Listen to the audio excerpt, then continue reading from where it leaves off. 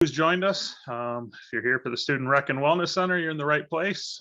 Most exciting job on campus. We're all very thrilled about it, excited to see what comes out of it. We're here to both share with you where we currently stand, what our designs look like. We're a bit early in the process, as well as to solicit some input back from you. To help us deliver this project, we have a great team.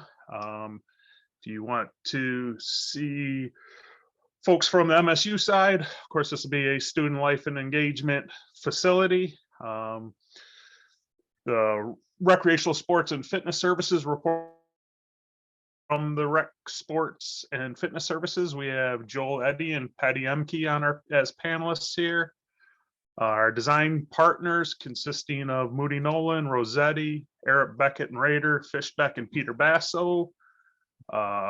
With Moody Nolan, we have project architects Troy Sherrard and Mason Johnson. And then from Rossetti, we have Christine Pitcole and Matt Taylor.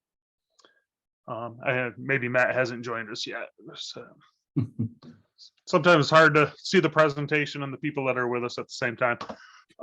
From the construction side, our construction partner is Granger Construction Company, serving as our construction manager. And representing Granger, we have Tim Van Antwerp with us as one of the panelists. For folks who don't know, if you want to hit the next slide there, Mason. The Board of Trustees, back in, I guess it was the winter-ish last year, authorized us to proceed with planning and designing a new student recreation and wellness center.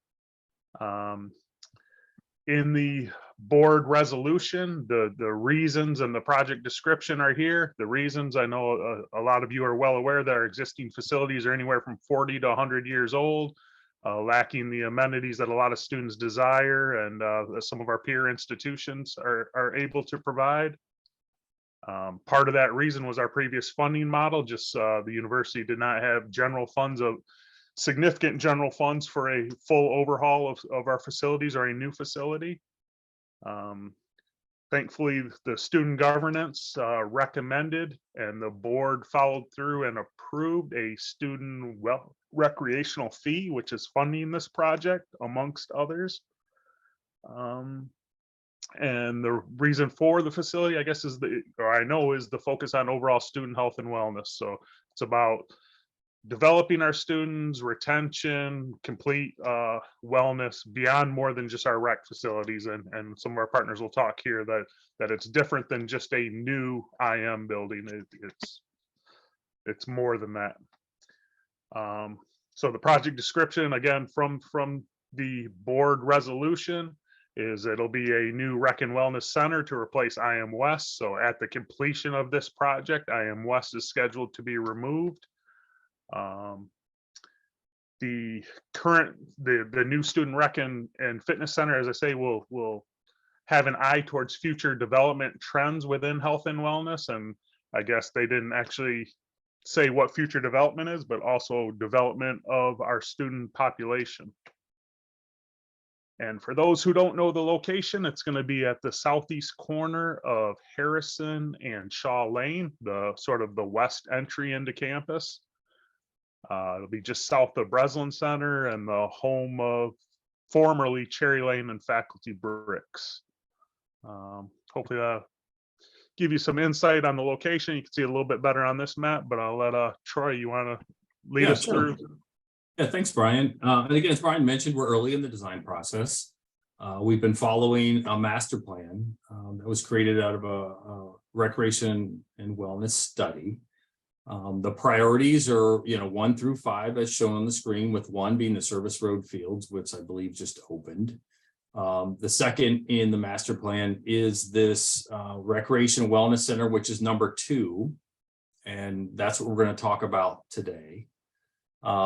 Number 3 is the IM West demo and remediation, which is up there between Munn and Spartan Stadium, obviously. And then number 4 will be future renovations of IM East. That's number 4. And then number 5 will be future outdoor fields at number 5. So again, our focus today is on number 2. Number 2 is a new facility. It's on surrounded by Harrison, Shaw, and Birch Road. And we'll have a blow-up site plan in a moment. But we thought we'd share some key facts to see if we can answer a lot of the questions before you ask them. The design's focused on recreation and well-being, obviously.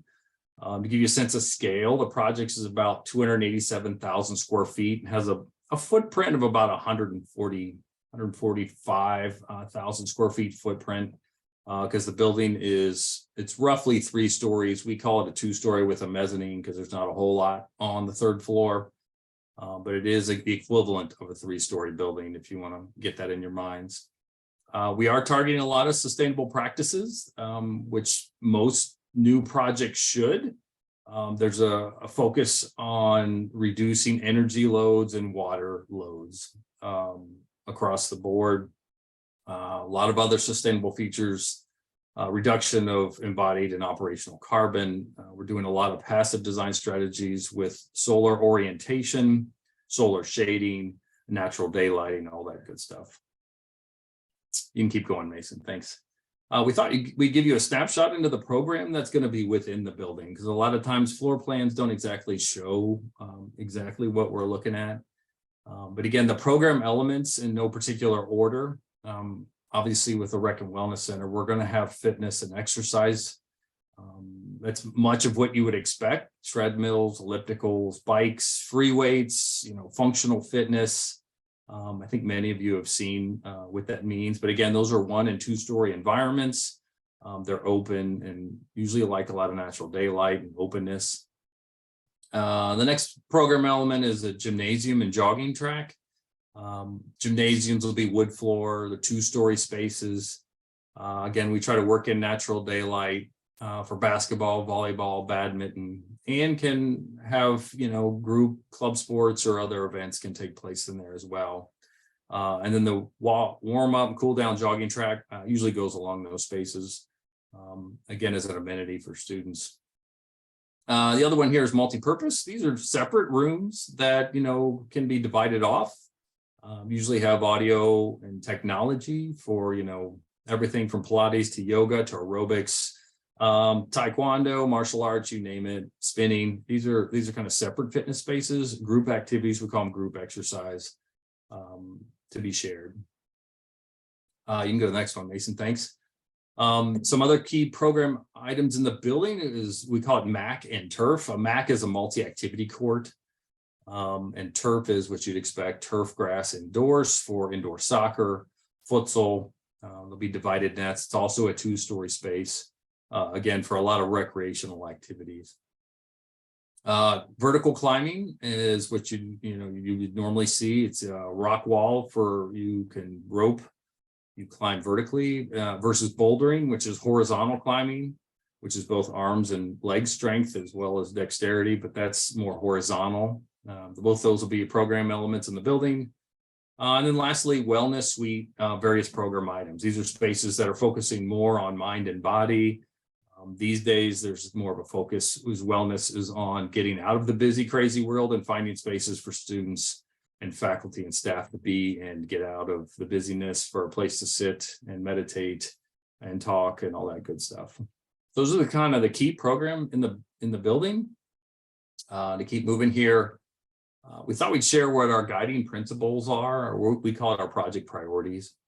These are established before we even started drawing a line on the project, and they're to kind of talk about bigger picture and fundamental guidelines behind our thinking as the design architects.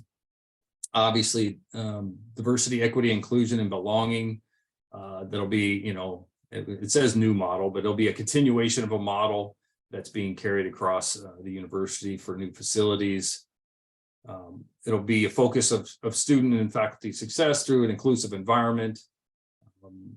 We're focusing on holistic approach. It's mind and body these days. This is not your standard gym. This will be a more holistic, focused facility, is what we're trying to achieve. If those of you have heard about biophilia, the goal is to integrate nature into the building as much as possible and connect the indoors and the outdoors through the design. So you'll see a lot of that in the renderings. We're also talking about sustainable design, which we noted a little bit. That's critical to any new design of the built environment. The building's location on Harrison and Shaw puts it up there to be a gateway building. It will become a new entry into the university proper, and therefore needs some attention to hold that gateway presence. Then lastly, zones of discovery. The building is larger footprint, so we're looking to look for ways to intersect recreation, well-being, and technology throughout the facility to help draw as many students as possible into healthy well-being. And again, as we noted earlier, we're early in the design process. We ran through the program. We talked about the priorities. We're going to run through some floor plans. Then we're going to show you a site plan, which will give you a sense of distance and dimensions from the roads. We got a section through the site, which will give you a sense of heights, what a 3-story looks like compared to its surroundings. And then Mason's going to run us through some exterior renderings, which will really give you the feel and taste of what this building will look like, at least in this stage of the process. So with that, let's keep moving. So these are the schematic floor plans, and the schematic again is early in the process. Much of what I talked about is in the colored pieces, and then you'll see a dash box around the recreation aquatic zone, which is a potential future phase that we are to conceptually incorporate where a footprint could be. So that's what the dashed yellow box is, its potential future phase. So we'll go through quickly the blow up of each of these plans, and we're not going to spend a lot of time because these spaces that are colored are all the program elements that we just described in a picture. So what's important is the big yellow arrow on the bottom of your screen is the main entry to the building. The main entry is off Birch, which we'll show you. It's kind of the corner of Birch and Shaw. As soon as you come in the front door, we got this kind of open social space. The whole building is centered around this notion of a courtyard. So all the active spaces are kind of run along the perimeter. So the orange boxes are the multi-purpose rooms that we talked about. The lighter pink is the fitness directly above. The green is the turf. All the core of the building is the typical support of locker rooms and the administration.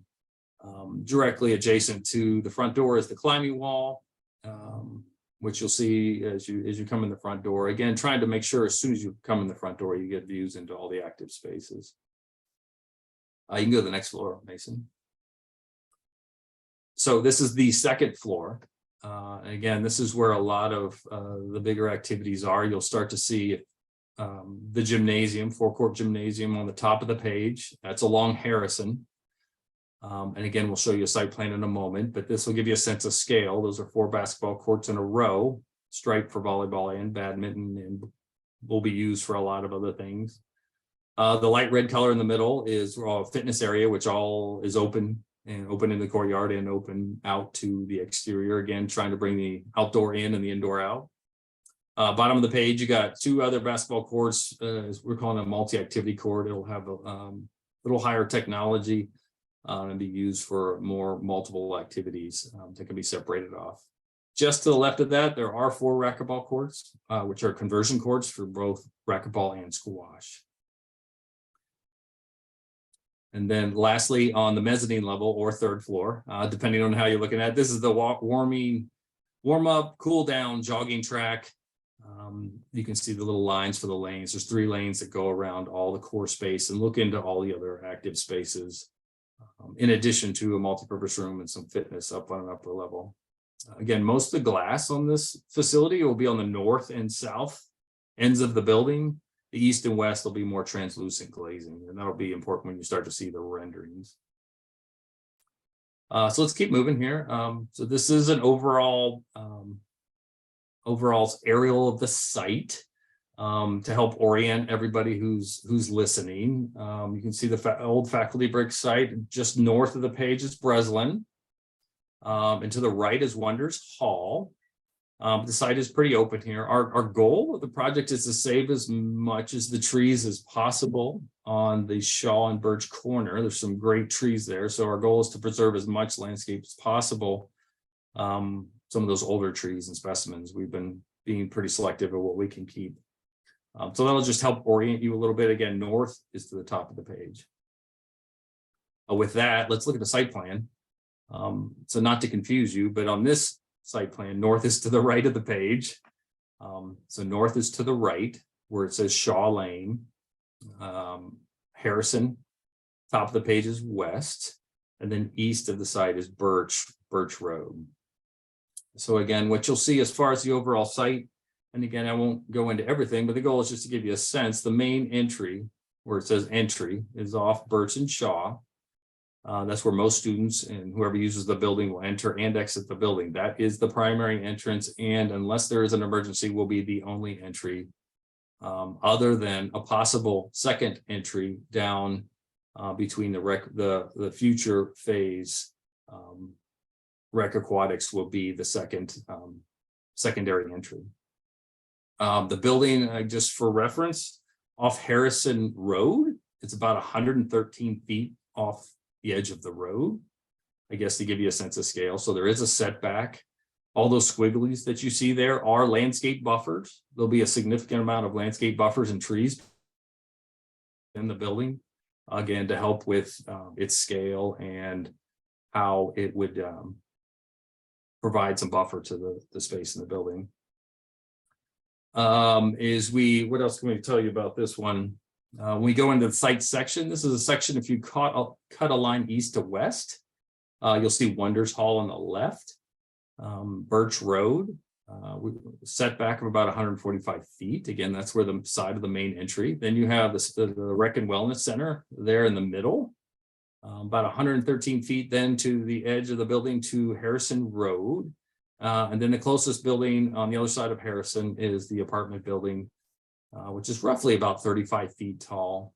You can see the heights. The apartment building is 35, Rec Center is roughly about 52, and then Wonders Hall is about 65. So it's a gradual progression of building height.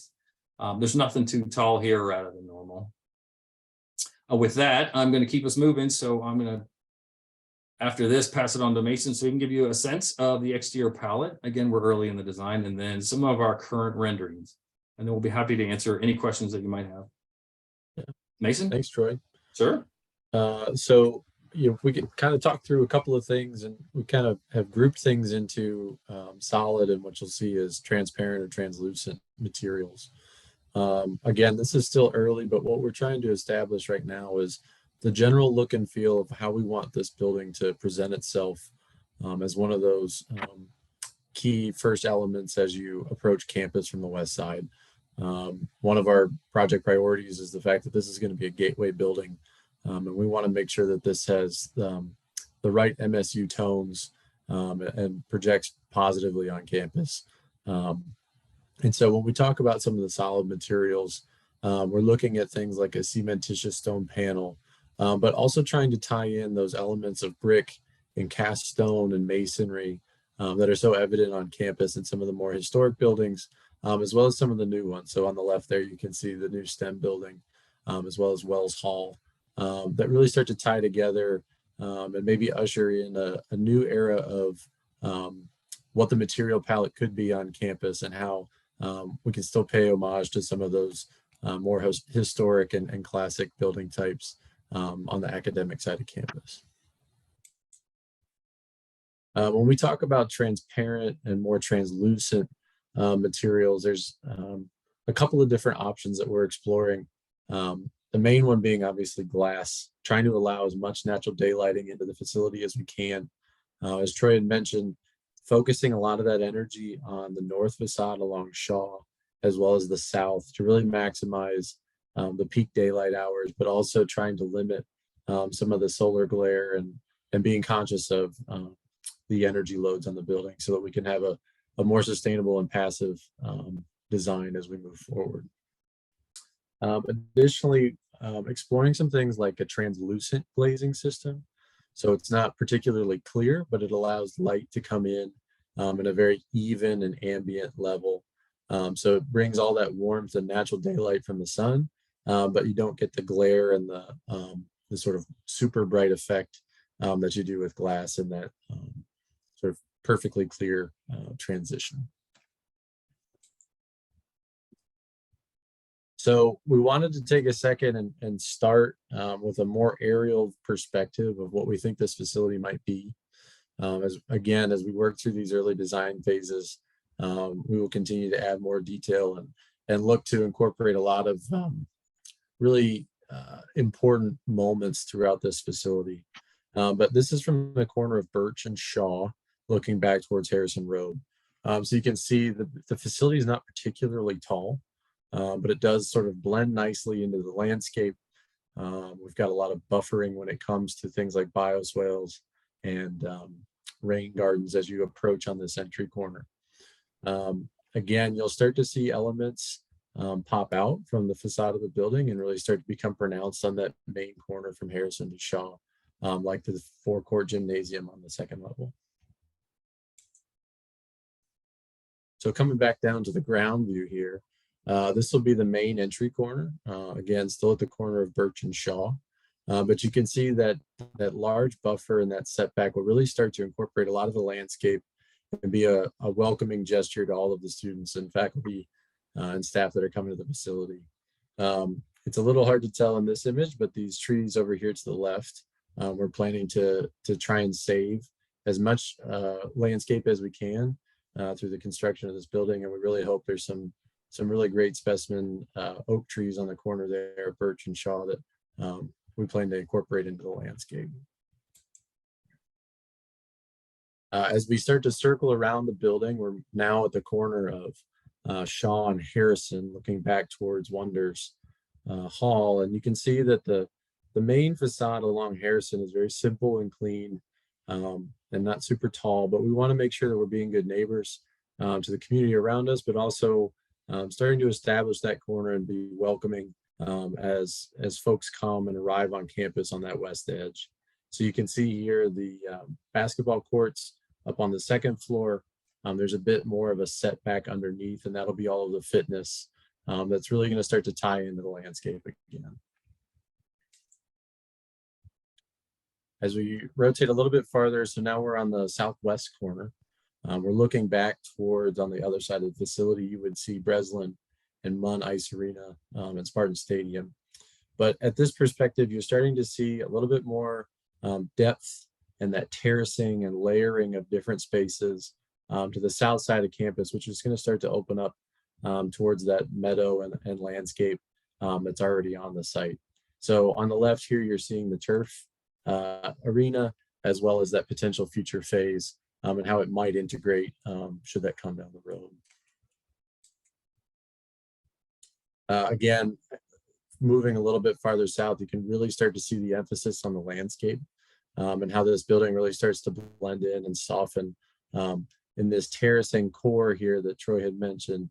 Things like multi-purpose rooms that'll provide views back across the south landscape, as well as the wellness suite, which will have direct access to the outdoors in a somewhat controlled manner, but allow for some of that respite and regeneration that we think is so important when we start to talk about the notion of well-being. And then lastly, this is the view from the southeast corner along Birch.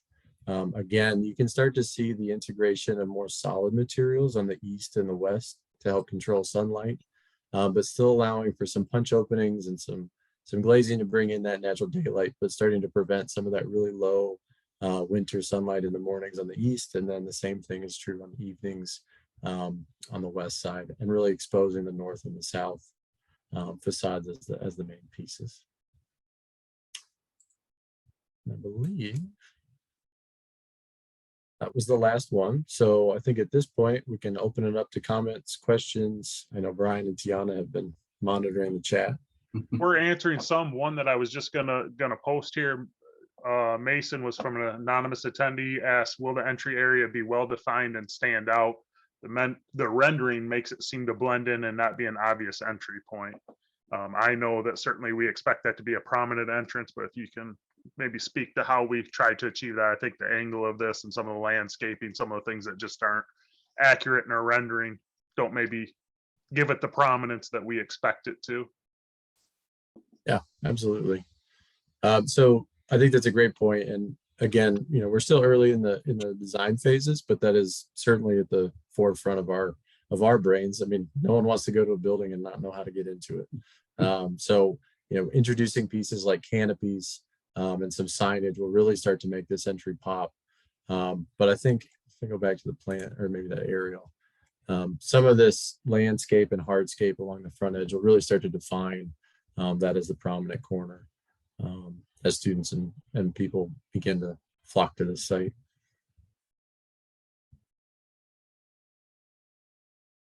So Brian, do you want to read the questions, or do we want to try to answer them live or answer them with written text? We can do, you're on mute, Brian. That was bound to happen. I was trying to type them, but maybe it is easier to answer some live here. Let me look through it.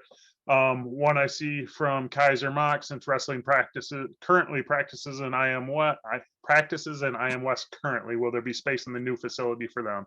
No, there will not be. At one time we looked at including them. Athletics made the decision that they were not going to locate wrestling in this facility, and I'm not sure what their plans are. They have alternate locations or decisions on where they're going to locate wrestling practice.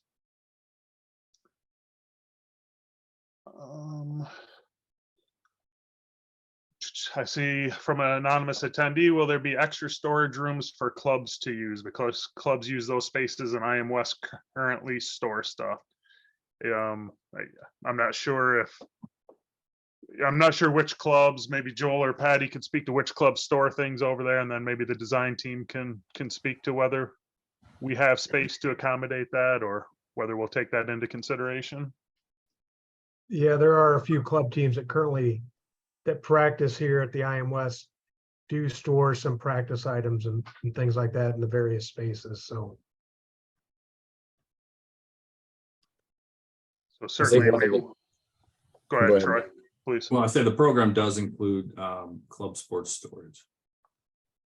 It's roughly about 500 square feet worth of storage space is what's currently planned.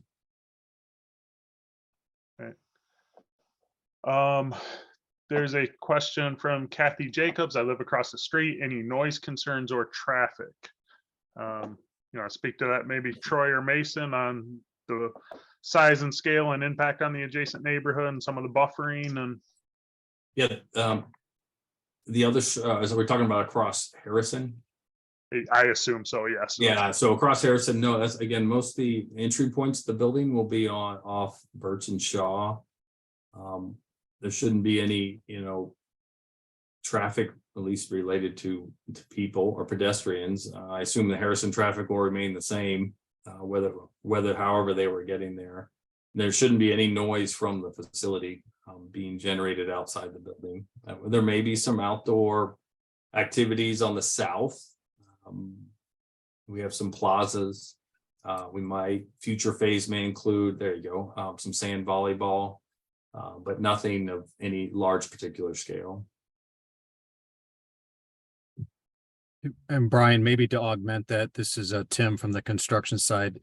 The construction duration is roughly 2 years. So, we would expect typical construction noise, access around the site from the various roadways, but, we'll be ensured ourselves to be good neighbors and also comply with, MSU's noise ordinances and restrictions about working hours and things along those lines. So there certainly will be some typical construction noise across the roadway, but given the distance from the neighborhood, be hopeful it's not too disruptive. Yeah, thank you, Tim. Sorry, I was thinking just once the facility was up and operational, Yep. trying to skip to the end, and when we're able to use this facility. But great point regarding the construction duration. Thank you. There's a question from an anonymous attendee. What will the meditating area look like for students and faculty? I think the best way to answer that is it's in progress. We've had a lot of student engagement sessions on what that could be. We're seeing a lot of across the country, a lot of different ways of dealing with that space. So again, the best answer would be we're still working on it. There's a question from Travis. Travis, I apologize. I'm not going to say your last name because I would brutalize it anyway, so I apologize. Will the aquatics facility be able to host large competitions for events like water polo tournaments or swim meets?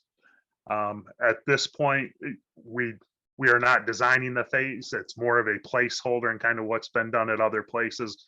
But that certainly would be my expectation if we were to build a recreational pool. I don't know if Patty or Joel, if you want to speak to that, but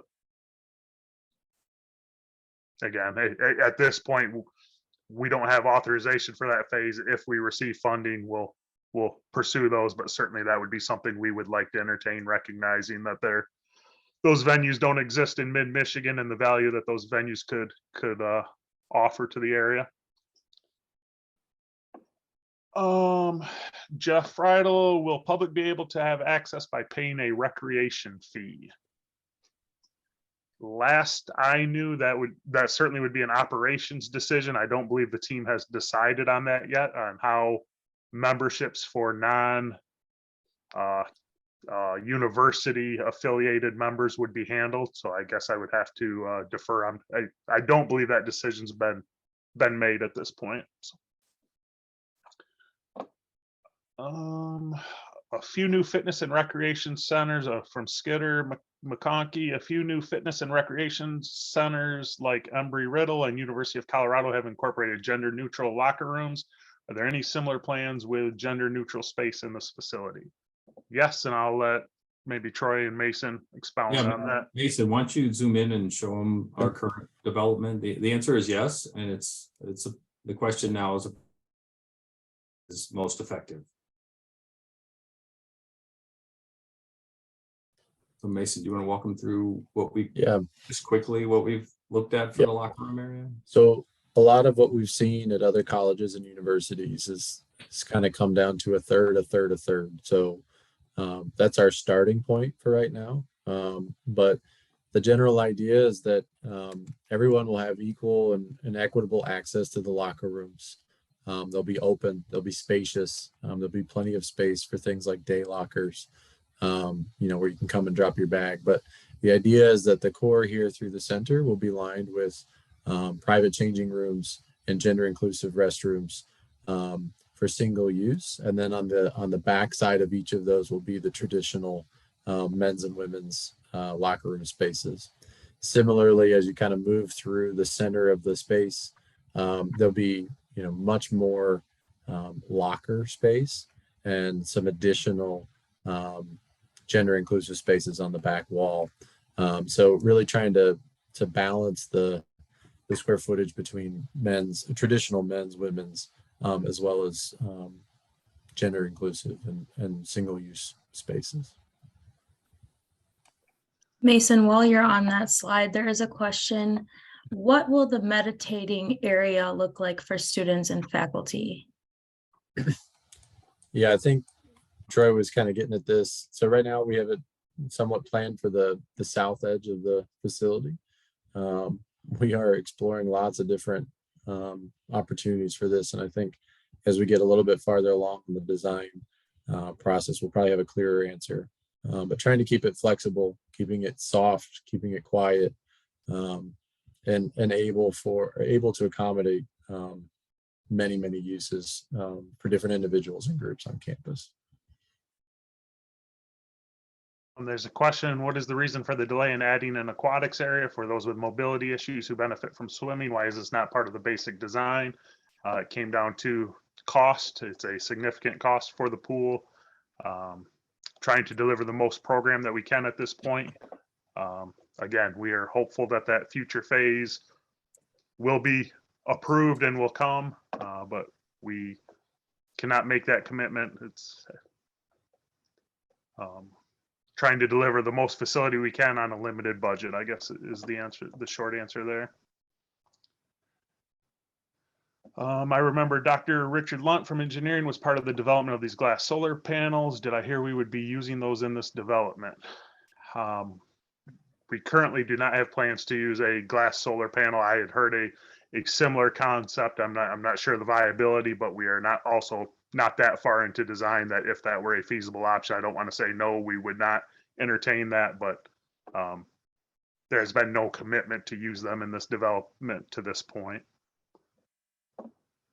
When is the project expected to be completed? Our current commitment is that we would complete summer of 2026 and be open and ready for fall of 2026. We've been asked to look at if it's possible to accelerate that. We're trying to evaluate what that means currently, what the cost offset would be to accelerate construction, whether we can open a portion of the facility earlier. evaluating all those things, pros and cons of a phased opening. So our firm commitment at this point is a delivery summer 2026.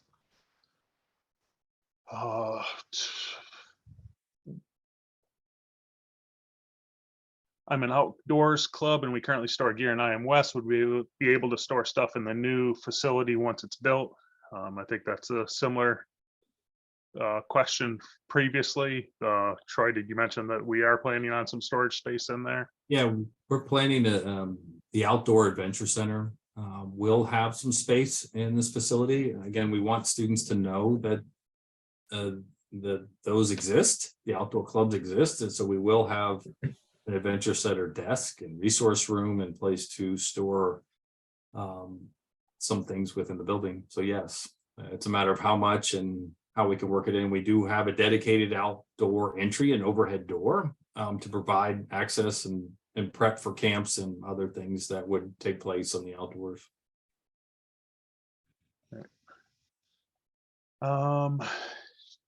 Isn't MSU below NCAA standard for pool space for their student body? I'm trying to understand why a large Olympic sized pool or two is not included in the original plan. If you guys rip down IM West before this second edition gets built, then MSU will be significantly below NCAA standards.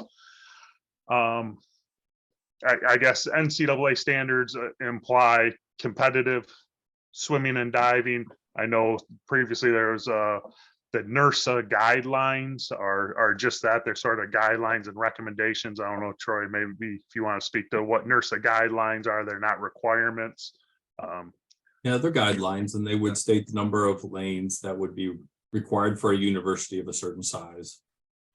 And there's some truth to that, but again, where it comes down to dollars and cents and what we can incorporate at this time. From Travis, in the event that the aquatics facility is not constructed, where the plans for aquatics at Michigan State, will they continue to use the existing pools at IM West and Circle? There are no plans currently to close the Circle pool. The plan is, once this facility is open, to take down IM West.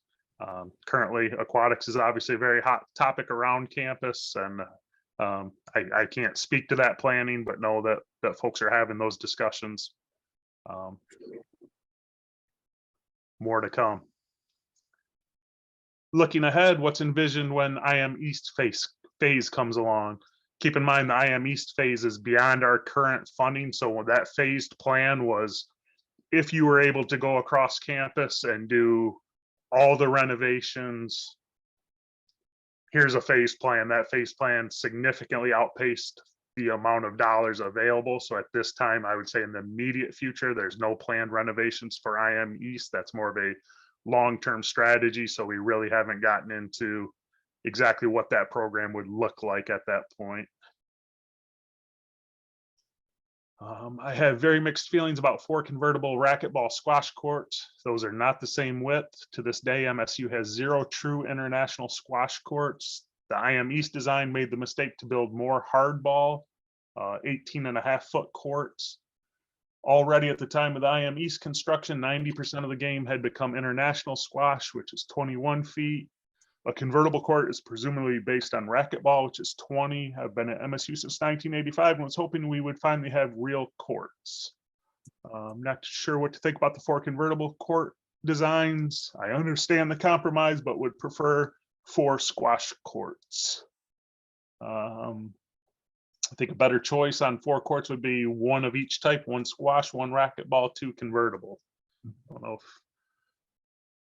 the design team has thoughts around that and utilization rates, or kind of. Well, he's right. The comment is correct. I mean, international squash is different. It's a smaller crowd, and conversion courts are more recreation based, and they're not true international squash standards. Typically, you build racquetball or squash, but again, many universities, just because of use, do the conversion courts, understanding that they're a foot shy. Some universities who have donors have actually donated to just international squash courts, which is not the place here, but we could explore that, how we these 4 are divided up as far as future programming. Yeah. What would the use of IM West site be when it's taken down? Why not leave IM West standing to have more capacity? There is, to the best of my knowledge, no plans for a new facility at IM West at this time. It would certainly be a prime building location where it's located for future use. Why not leave it standing is more about the age of the facility, the deferred maintenance, the inefficiency of the systems. To be sustainable, we are trying to be better stewards of taking down antiquated facilities versus leaving those online with all of our challenges, both from a sustainable point as well as maxing out our power plant and some other campus concerns. What is the approximate estimated cost of the entire project? This specific project for this facility, the anticipated cost is $160 million. Can you speak more to the wellness components of the facility outside the design aspects and movement activities? I can speak to that.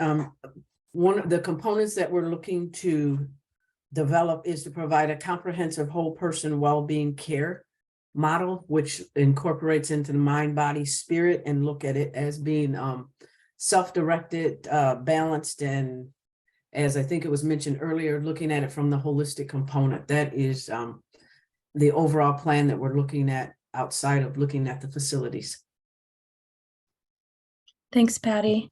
The next question is, with the growth of pickleball, is there any plan to add pickleball courts? There are not plans to add pickleball to this facility at this time.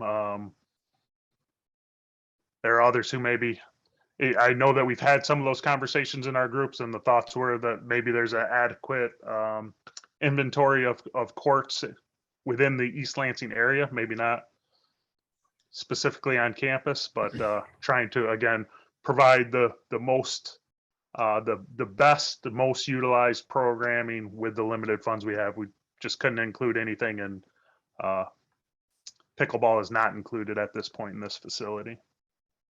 Thank you, Brian. What will be at the current IM West location once it's teared down?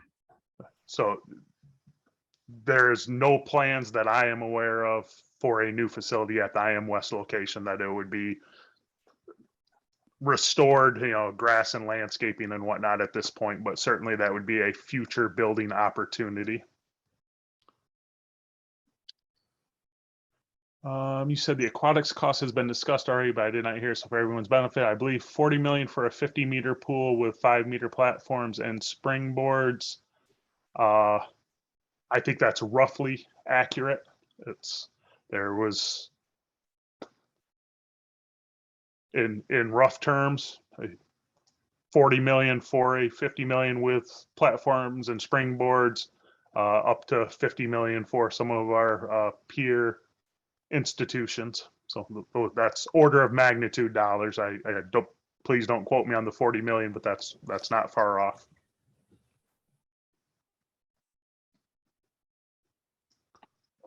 Those were all of our Q&A questions. Are there any other questions out there?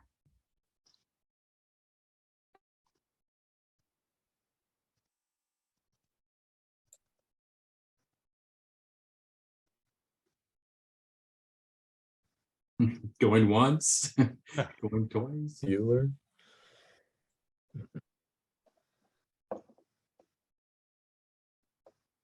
What else? Any questions, concerns, thoughts?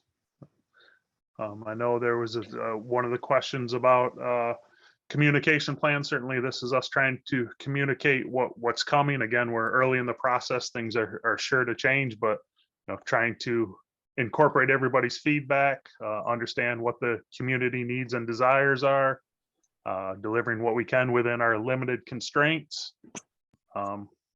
There is Very another, much. I'm sorry, go ahead. sorry, go ahead. There is another question that came up, and that is, when do you start planning to hire for the center? When it opens. So I guess, yeah, if we're talking operationally, like say roughly a 2026 opening, Most of that, I believe, and some others in this call know better than I, the idea is to operate the facility with existing full-time permanent staff. If you're talking about some student staff and things that are hired every year, that would be much closer to the opening, I would imagine, or maybe transferred from IM West. I don't know, Joel, Patty, if you have thoughts around that.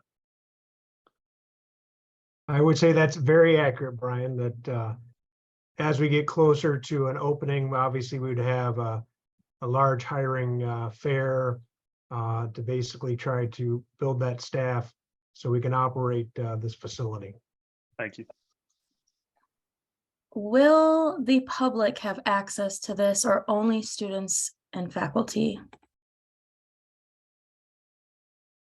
Again, that decision hasn't been made at this time. That there's an operations team that will make that determination. I'm sure a lot of factors go into that I can't speak to, but first and foremost, it has to be for our students, and then our faculty, staff, and then depending on utilization and other funding models and whatnot, I will leave it to that team to determine whether it's open and how that would work with the broader community. Thanks, Brian. Regarding squash court usage, you mentioned utilization. The truth is that real squash players use the real courts at the Michigan Athletic Club. This has always been a sad state of reality. Please put at least one international squash court. Certainly, I'll make note of your request and keep that in mind. Like I say, things are evolving and changing, so we will make sure that request is noted. I certainly can't make any promises, but we will evaluate that. Thank you. Will all students have a general fee added to their student accounts for use, or is it just an optional purchase for the MSU community? I believe that fee has already been passed by the Board of Trustees, and I believe most students should have seen a mandatory fee this fall.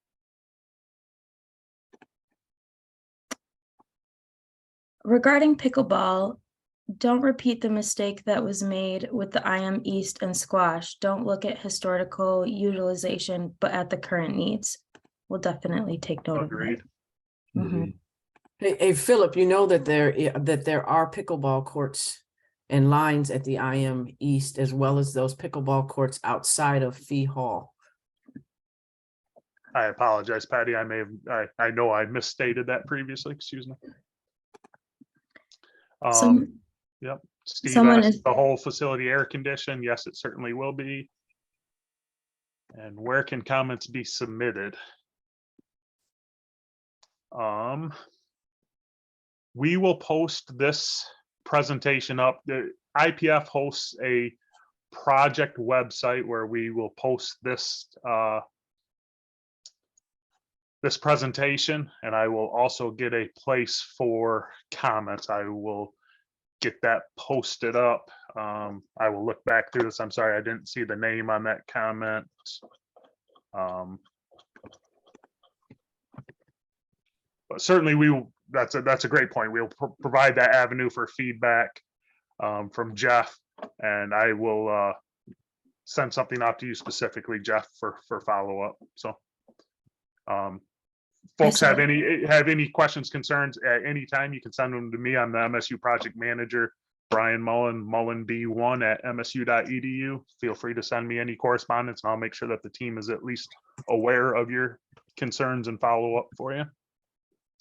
But I will also work on getting a better format for feedback, but feel free, please. Felipe or Philip does have their hand raised, so I am going to unmute you so you can talk. You should be able to unmute now.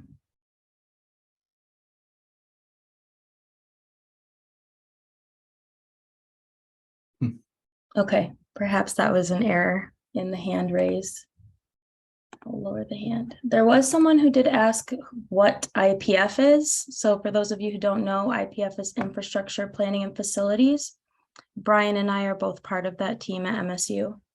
Excuse me, formerly, some folks know us as Physical Plant. The name changed a handful of years ago. But the website is ipf.msu.edu, lists all of our current ongoing construction projects. This project does have some information, but mostly the link to this presentation. As I say, we'll get the recorded presentation posted up there and some links to some other resources here shortly.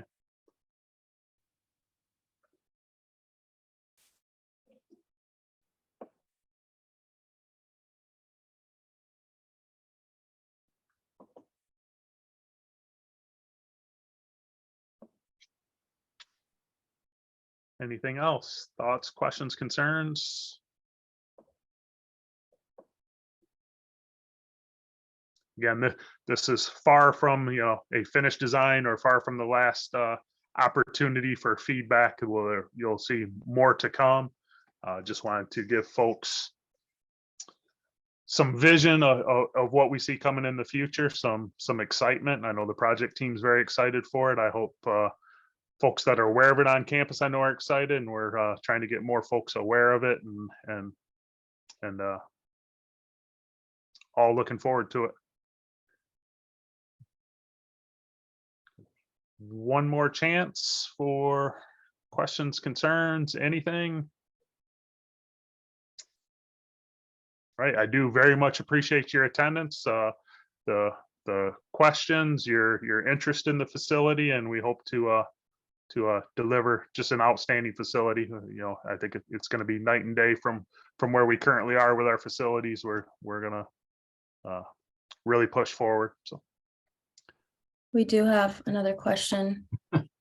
Since this facility is expected to use Breslin parking and the ramp on Harrison, when events are happening, why not parking for off-campus users? it's, I guess, an overarching MSU strategy about relying on existing parking and having a non-motorized campus. Certainly, I understand the request for parking at the facility. It's a little bit in conflict with the MSU master plan. The idea is to use existing surface parking and commute to the facility. Certainly, it's on bus lines. It's lots of non-motorized ways to get to the facility.